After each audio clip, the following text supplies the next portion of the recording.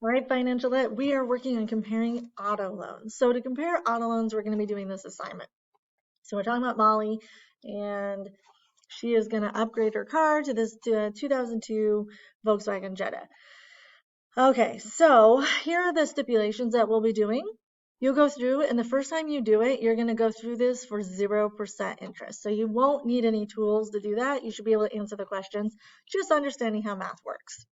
Then when you get to this one, this is where you'll start using the amortization schedule that we created with the mortgage. So the first thing, I want to set up this one. So it says Molly has a $2,500 down payment, and the dealer is also going to take off $500 for a cash allowance. So that means that she's going to do $2,500 plus $500, which is a total of $3,000. So if we go back into our amortization schedule, we've got a down payment of $3,000. Again, you click right on that box and then you just hit enter. So it's $3,000. So it says price of the home item. So the price of the item, we're going to be going by the MSRP price, which is right up here, which is the 24,790. So that's what we're going to type there. So 24,790. Type it, hit enter. We won't be worried about this tax box and we won't be worried about this insurance box because it's not the same thing.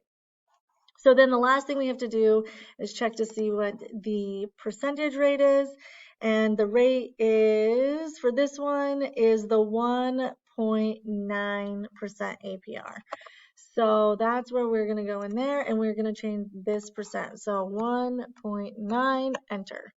Now, if you typed on it, didn't hit enter, and everything changed, make sure these boxes match exactly because you're not going to want to do that.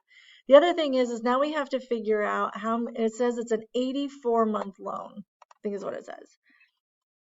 Let me go up here. It says for 84 months. So now we need to figure out, well, how many months or how many years is 84 months? So one way to figure that out is just do 84 divided by 12, and you should get 7.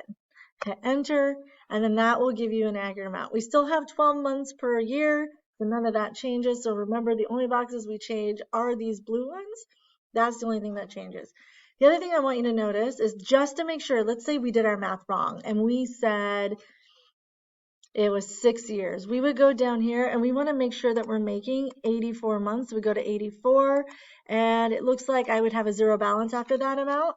So after that payment. So like, let's say we did it wrong.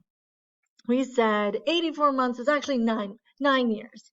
If we go down, we want to look for payment 84. I have a balance. That's not going to work. So that's something that we need to keep mindful. So we said 7 years, enter. So that's one way to check our work. This should allow you to answer the rest of the questions now. I think if you go through it, you should be able to figure out. Oh, this one says for 36. I'm going through it real quick.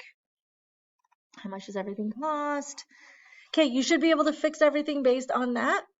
So you'll just be using the amortization schedule for the rest of the assignment. If you have any questions, ask your teacher. Otherwise, I hope you have a great day.